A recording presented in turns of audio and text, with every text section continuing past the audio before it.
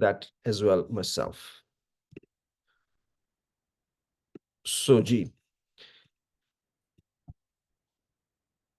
पैदाइश की किताब 12वां बाब और उसकी पहली 3 है। खुदावंद ने इब्राहिम से कहा कि तू अपने वतन और अपने नातेदारों के बीच से और अपने बाप के घर से निकलकर उस मुल्क को में जा जो मैं तुझे दिखाऊंगा, और मैं तुझे एक बड़ी कौम बनाऊंगा और बरकत दूंगा और तेरा नाम सरफराज करूंगा। सो तू बायस से बरकत होगा, बरकत तेरी वजह से दूसरे लोगों तक मिलेगी। जो तुझे मुबारक कहें उनको मैं बरकत दूंगा, और जो तुझ पर लानत करे उन पर मैं लानत करूंगा। और जमीन के सब कबीले, कोई एक अदा नहीं, सब कबीले तेरे वसीला से बरकत पाएंगे। अब ये है जेनेसिस 12। अगर मैं आपको 11वें बाब की आखिरी चंद आयात पे गौर करवाऊं, आखिरी चंद आयात में क्या होता है कि बाप इब्राहिम के बाप का नाम तारा है, ठीक है, और वो तारा जो है वो ऊर के मकाम में रहते हैं। उसे कसदियों का ऊर भी कहते हैं, which is present day Iraq. So Iraq में रहते थे। अगर हम ऊपर से देखें, मैप के हवाले से देखें, तो मैं आपको थोड़ा सा दिखा भी देता हूं। It will be good, it's always better to see on the map. It develops our understanding further.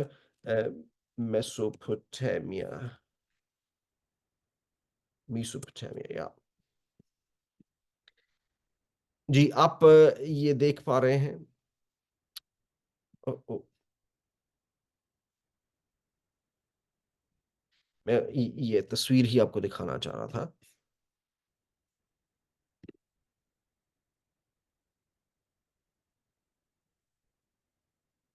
मेरा ख्याल है कि this is good enough. Okay, so अगर आप गौर करें, ये मेसोपोटामिया है। मेसोपोटामिया में दो दरिया थे, टाइग्रिस और यूफ्रेटिस। ये यूफ्रेटिस और टाइग्रिस के बीच का जो इलाका है, इंतहाई फर्टाइल इलाका है।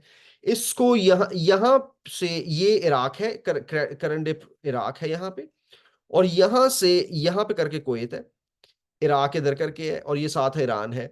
और ये सारा का सारा आप देख रहे हैं कि कितना ग्रीन पैच है। इसको फर्टाइल क्रेजेंट भी कहा जाता था। कभी भी कोई फौजें जब यहाँ से यरूशलेम आती थी तो वो डायरेक्ट रेगिस्तान में से गुजर के नहीं आती थी, वो हमेशा फर्टाइल क्रेजेंट को फॉलो करके आती थी।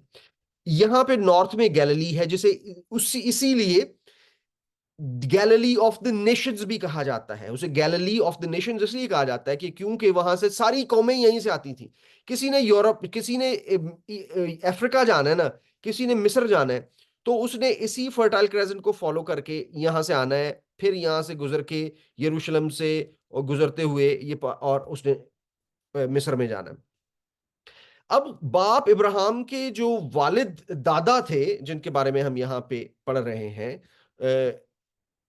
यहाँ पे, और तारा ने अपने बेटे, नहीं यहाँ पे हम करते हैं, और ये तारा का नसबनामा है। तारा से इब्राहिम और नहूर और हारान पैदा हुए, और हारान से लूत पैदा हुआ। हारान अपने बाप तारा के आगे अपनी जादबूम यानी कसदियों के ऊर में मरा। ये लूत का बाप है। और इब्राहिम और नहूर ने अपना अपना ब्याह कर लिया। इब्राहिम की बीवी का नाम साराई था, और साराई और नहूर की बीवी का नाम मिल्का था, और हारान की बेटी थी, वो जो हारान की बेटी थी वही मिल्का का बाप और इसका का बाप था।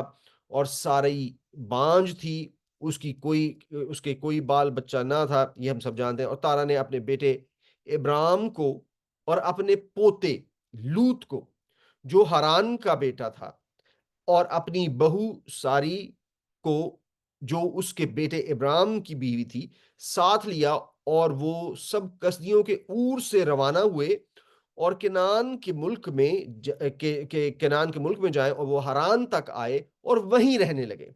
और तारा की उम्र 205 बरस की हुई, और उसने हरान में वफात पाई।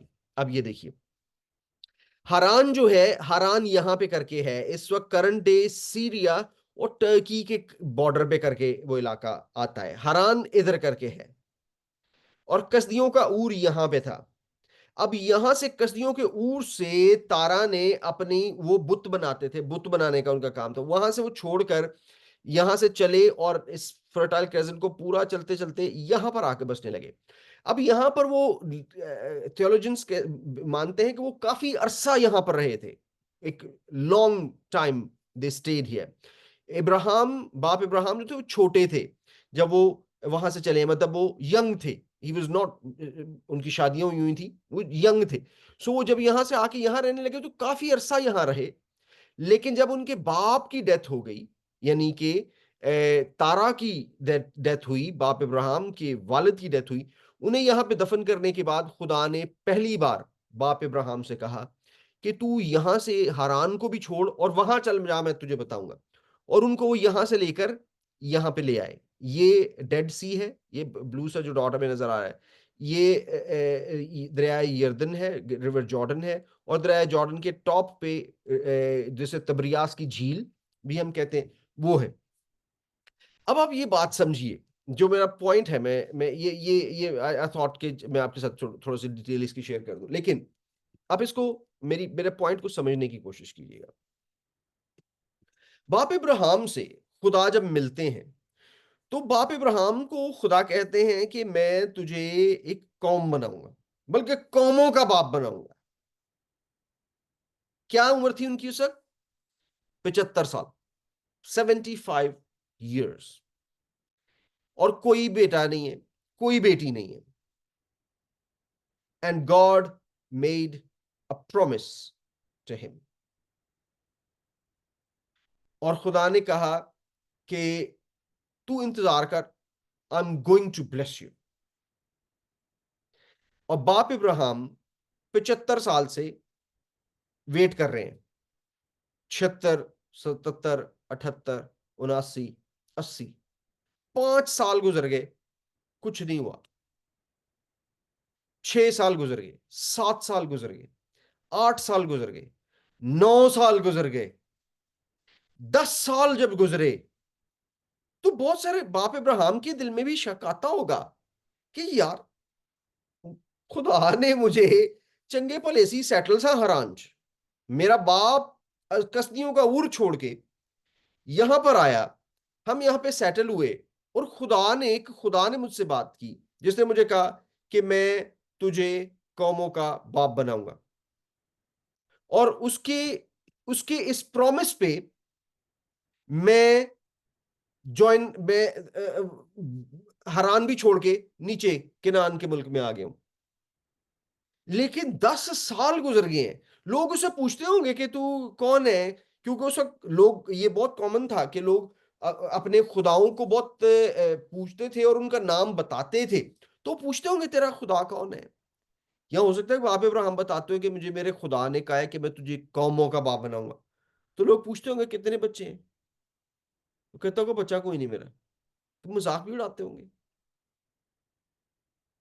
बट दैट इज, देखें, 75 साल पे जहां प्रॉमिस किया, और 86 साल में जहां पहला बच्चा पैदा हुआ है, वो भी लौंडी से, लौंडी से।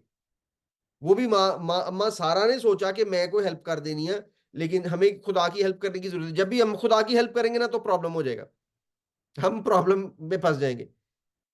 हमें खुदा की हेल्प नहीं करनी, we just have to wait for God to show his mercies, show his plan. खुदा कैसे हमारी जिंदगी में काम करता है, हमें खुदा को काम करने देना है। हमें खुदा को नहीं बताना कि खुदा तू इंज काम कर। बाप इब्राहिम के साथ 75 साल की उम्र में खुदा ने वादा किया, और 86 साल में पहला बेटा पैदा हुआ। वो भी 85 साल की उम्र, 10 साल गुजरने के बाद अम्मा सारा ने ये कहा कि तू मेरी लौंडी लेके उसे औलाद पैदा कर ले। और फिर हम जानते हैं कि वो उससे और बहुत सारे मसाइल भी सामने आए, लेकिन I believe even that was part of God's plan. खुदा की मर्जी के खिलाफ कुछ नहीं होता। God is always in control. जब हमें लगता है कि वो उसको नहीं, खुदा को नहीं पता चल रहा, इवन तब भी हमारा खुदा कंट्रोल में है। He is always in control, he knows exactly what's happening. और खुदा, हम जानते हैं कि खुदा ने 86 साल की उम्र में इस्माइल पैदा हुआ। इस्माइल, मेरा ख्याल है कि हमारी क्रिश्चियन कम्युनिटी में सबसे ज्यादा मिसअंडरस्टूड शख्स, किसी की बात की जाए तो वो इस्माइल है।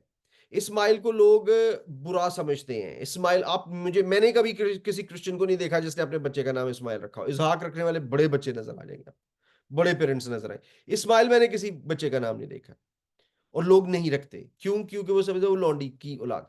लेकिन do you know that father Abraham loved him very much? He loved him. 99 साल की उम्र में, 99 ईयर्स में, जब खुदावंद बाप इब्राहिम को दोबारा मिलने आते हैं, तो खुदा उनको कहते हैं कि मैं तुझे अब वादे का फर्जंद दूंगा। तो आपको पता है कि बाप इब्राहिम क्या कहते हैं? कहते हैं खुदाया इस्माइल ही तेरे हुजूर जीता रहे, मुझे नहीं औलाद और चाहिए, इस्माइल ही तेरे हुजूर जीता रहे। And he loved him. फिर हम ये भी जानते हैं कि जब बाप इब्राहिम को खुदा ने कहा कि तुम इसको निकाल दो, लौंडी के बेटे को निकाल दो, लौंडी समेत निकाल दो, तो लिखा है कि बाप इब्राहिम बहुत दुखी हुआ for the sake of his son. अपने बेटे की वजह से बहुत दुखी हुआ। He loved him, he loved him, and the he also loved his father very much. लेकिन जब वो 13-14 साल का था तो निकाल दिया गया। इसीलिए आपको पता है कि आज भी इश्माइलाइट्स जो हैं, खुदा को आका कह लेंगे, उसको मालिक कह लेंगे, उसको जब्बार, गयूर, जो मर्जी कह देंगे, उसको बाप नहीं कह सकते। You know why? Because there is a spirit behind them that did not agree with the father on his decision. Father का, बाप का फैसला था। अब यहां पे भी फर्क नजर आता है कि बाप का फैसला इस्माइल को निकालने का जो था, वो इस्माइल हमेशा बाप से नाराज रहा, हालांकि बाप की डेथ पे वापस भी आया। इस्माइल, बाप इब्राहिम की जब डेथ हुई है, उन्होंने खुद दफनाया है बाप इसहाक के साथ उनको, अपने बाप को। लेकिन he did not agree to his father's decision to send him forth. On the other hand, इसहाक को आप देख लीजिए कि वो वादे का फर्जंद है, और उसमें खासियत ये है कि जब इस इसहाक की कुर्बानी के लिए खुदा ने कहा कि तू, मैं तुझे, खुदा ने आजमाया बाप इब्राहिम को, तो लिखा कि तू अपने बेटे की जिसे तू सबसे ज्यादा प्यार करता कुर्बानी चढ़ा दे। तो वो इस इसहाक को लेके गए। उस वक्त भी थियोलॉजियंस कहते हैं कि इसहाक वाज अप्रोक्सीमेटली 33 ओल्ड। वो खुदा यीशु मसीह जितने बड़े थे, वो छोटा बच्चा नहीं था जिन्होंने बाने कहते बाप इब्राहिम ने थे लम्बे पा लिया कि आज मैं तेरे। He did it out of absolute obedience, absolute obedience. That was the difference between Ishmael and Isaac. वादे का फर्जंद और इंसान की सोच का फर्जंद, लौंडी का फर्जंद और आजाद का फर्जंद। That was the difference. अब देखिए, बाप इब्राहिम के साथ 75 साल की उम्र में वादा हुआ, 11 साल ही waited. That is called the walk of faith, ईमान का सफर। हमें बहुत सारे, जैसे अभी आप थोड़ी देर पहले कह रहे थे कि पाजी साहब ने बहुत सारी दुआएं की होंगी अपने बच्चों के लिए। हमने भी बहुत सारी अपने बच्चों के लिए दुआएं की हैं। हमारे पेरेंट्स हमारे लिए बहुत सी दुआएं करते हैं, तो हमें ऐसा लगता है कि वो पूरी नहीं हो रही। No, they are not wasted. आपको याद है कि कुर्नीलियस नाम का एक शख्स था, जो कि लिखा हुआ है कि वो दोपहर के टाइम पे दुआ कर रहा था और फरिश्ता उसके पास आया, और फरिश्ता उसको आके कहता है कि तेरी सारी दुआएं, तेरे सारे हदिये, तेरी सारी खैरात, तेरे सारी दुआएं जो है वो खुदा के हुजूर बहूर की मानत पेश की गई हैं, and they have been accepted. इसीलिए खुदा ने मुझे, यानी अपने फरिश्ते को तेरे पास भेजा है कि तुझे ये पैगाम दूं। अब फरिश्ता डायरेक्ट भी तो पतरस के पास जा सकता था, but did he go? No, he didn't. He said, मैं इसलिए आया हूं कि तू पतरस को कहला भिजवा कि वो आए। और वो साइमन द टेनर के घर पे था। शमाउन टेनर, मुझे उर्दू में उसका नहीं सही, साइमन द टेनर उसको कहते हैं। और कहा कि वहां से साइमन को बुला। और क्या हुआ कि जब साइमन आए तो हमने देखा कि उन्होंने आके दुआ की और पाक रूह नाजिल हुआ, पाक रूह नाजिल हुआ। उस वक्त बाय द वे उनके बैप्टिज्म नहीं हुए हुए थे, they were not baptized at that time, but they received Holy Spirit। और खुदा का रूह, हम देखते हैं कि खुदा का रूह कैसे ये काम करता। पॉइंट जो मैं यहां पे देना चाहूँ वो ये है कि हमारी दुआएं, हमारे पेरेंट्स की दुआएं जो उन्होंने हमारे लिए की हैं, they never go waste, they never go waste. There is a time to wait on the lord. खुदा के हजूर रुक के, जस्ट खुदा के कलाम में लिखा है, be still and know that I am God. Be still and know that I am God. आपको एक और छोटी सी स्टोरी में, मैं उसको उसकी ज्यादा डिटेल में जाएंगे, उसको 5 मिनट्स के अंदर मैं कोशिश करूंगा सम अप कर दूं। पहला सैमुअल, आपको पता है कि पहले सैमुअल के 16वें बाब में चले जाते हैं। पहले सैमुअल के 16वें बाब में हम जानते हैं कि दाऊद को बादशाह मसा किया गया खुदा की तरफ से। खुदा ने साउल को रद्द कर दिया, और खुदा ने साउल को जब रद्द कर दिया 15वें बाब में, 16वें बाब में खुदा ने सैमुअल से कहा, और खुदा ने सैमुअल से कहा, तू कब तक साउल के लिए गम खाता रहेगा, जिस हाल में मैंने उसे बनी इसराइल का बादशाह होने से रद्द कर दिया है।